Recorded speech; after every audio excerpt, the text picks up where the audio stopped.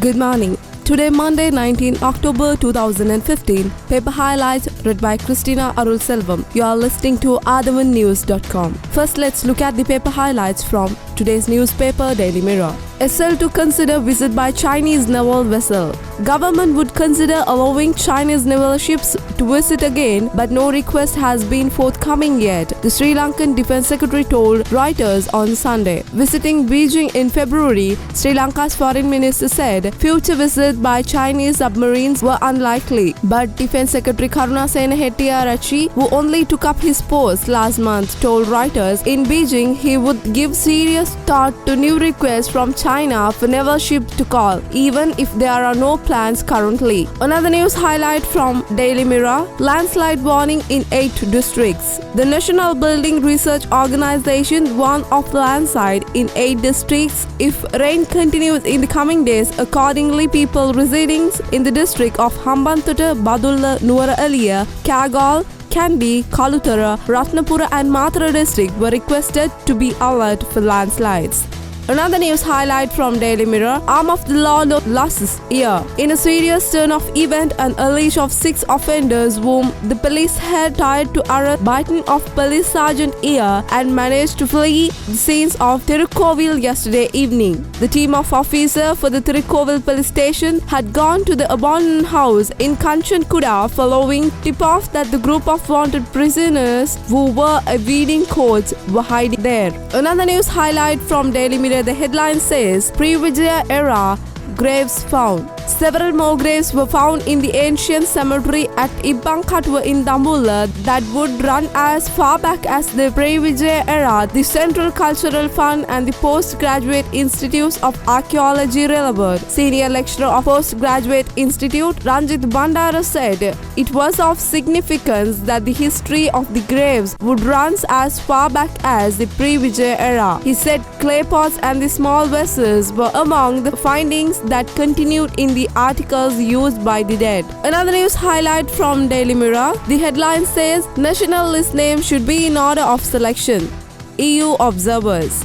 The European Union election observers in their final report on the August 17 parliamentary election have recommended that national list members be listed in the order in which they are to be selected prior to election so that the voter may have an informed choice. According to the current procedure, the parties and independent groups announce the list before the election. Another news highlight from Daily Mirror: Parliament to take up several financial bills. Parliament is expected to take up several financial bills this week, informed sources said. This including the motion to increase the maximum amount of funds can be borrowed from the treasury bonds. The motion therefore read as follows: Parliament resolved that a sum of exceeding 400 billion rupees may, in addition to sums authorized by the resolution in that behalf, be borrowed by the issue in Sri Lanka of Sri Lankan government treasury bill, and that such purpose the Minister of Finance be granted all requests under the section 2nd of the local treasury bill ordinations.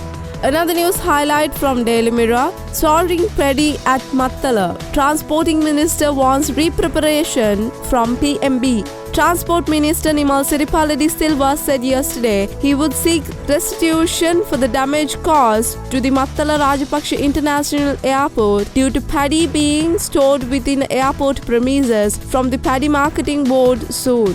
Speaking after visiting the airport, he said the airport includes the high-tech equipment stored in the warehouse of the MRIA had been badly damaged by the dust arising from the paddy stores there. Now let's look at the paper highlights from Daily News.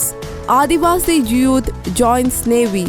The Sri Lankan Navy created history by recruiting the Adivasi youth into its 223rd intake. The passing out parade of the intake of 336 recruits was held under the patronage of Southern Naval Commander Rear Admiral J.J. Ranasinghe at Sri Lanka Navy ship's Nipuna in Galle on Saturday. Another news highlight from Daily News, the headline says, Prime Minister meet Singaporean counterpart. Prime Minister Ranil Wickremesinghe met Singapore Prime Minister Lee Hsien Loong in Saturday. They discussed for the means of promoting bilateral cooperation with two countries. The Prime Minister also met several key ministers, including Deputy Prime Minister and Coordinating Minister for Economic and Social Political Dharman Shanmugaratnam, Home Affairs and Law Minister K. Shanmugam, Foreign Affairs Minister Vivian Balakrishnan, Trade and Industry Minister Aishwaran, and Finance Minister Heng Swee Keat.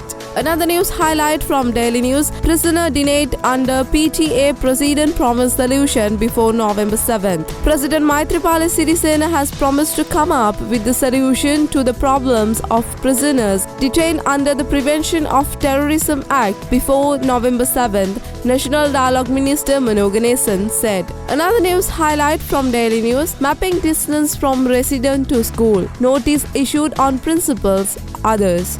The Court of Appeal has issued notice on respond, including Mathura Rahula Primary College principal regarding right petition which challenges the use of thumbscrew compass in the mapping distance from the residence to school instead of the map using GPS technology to select a child for the admission to year 1 of the college. Another news highlight from Daily News, Mervyn complaint of death threats. Former Minister Mervyn Silva has logged a complaint with the police that he has been subject to death threats. The former minister told the Daily News yesterday he had filed the complaint with the Narayanpeta police station for he has been constantly receiving the death threats from unknown callers. The number of death threats calls increasing remarkably after I was called upon the Colombo magistrate to appear before court on November 11th to give evidence regarding the white van culture.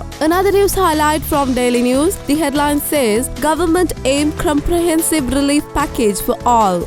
Ravi. The first step of the government long-term plan uplift the living standard of people will be taken 2016 budget, Finance Minister Ravi Karunanayake said. The minister made this assurance at meeting with the ministry officials regarding the proposal received from the various parties to be incorporated in the budget. Karunanayake said the government aim is to introduce the comprehensive relief pack converting all sections of the society. Now let's move to the paper highlights from today's newspaper, Ceylon Today. STF joint search for Kotahena Pantham. Police Special Task Force has commenced investigation to locate the arrest a knife wielding suspect who has terrorized a mother and her daughter in Kotahena area. Senior police officers speaking to the Ceylon Today said that his 62-year-old widow and 30-year-old daughter were terrorized by this unidentified suspect last Saturday evening. According to the police, there is police security post that the police officers have to report to when they report to the fourth from work. Another news highlight from Ceylon Today, human skull stone found in Arialai. Several human skull stones were found in abandoned estate in Arialai, Jaffna last Saturday, police sources said. Another news highlight from Ceylon Today, Thamizhini passes away. Former senior LTTE official Subramanian Sivagami, better known as Colonial Thamizhini, has died at the age of 43 due to cancer. She was reportedly hospitalized a few days ago, passed away this morning. Colonel Thamizhini from Paranthan in Kalinochi was the head of the LTTE Women Wing Political Division and the one of the most senior member of the movement to be detained by the Sri Lankan military in 2009.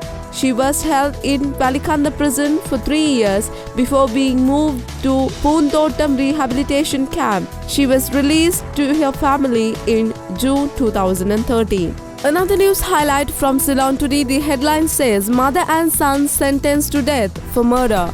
Two suspects in connection to a murder in the year 2009 were sentenced to death. Kandy High Court on Friday, said the police. Speaking to the Ceylon Today, police stated that the charges were filed against the two suspects, a woman and a son, following an incident on 26 November 2009 where an individual was killed at the house in Rathota. Vudio was found guilty of murdering son's wife in Rathota, Mathala. The victim, a 30-year-old woman, was shot, stabbed and clubbed to death in 2009, and charges with filed against a husband and mother-in-law over the murder. Another news highlight from Ceylon today. Opposition's release today, the headline says. It's up to President Maithripala Sirisena and Foreign Affairs Minister Mangala Samarveera to meet the opposition, as the opposition will take step to the reverse and dangerous consequence of the United Nations Human Rights Council resolution, MP Dinesh Gunawardena said.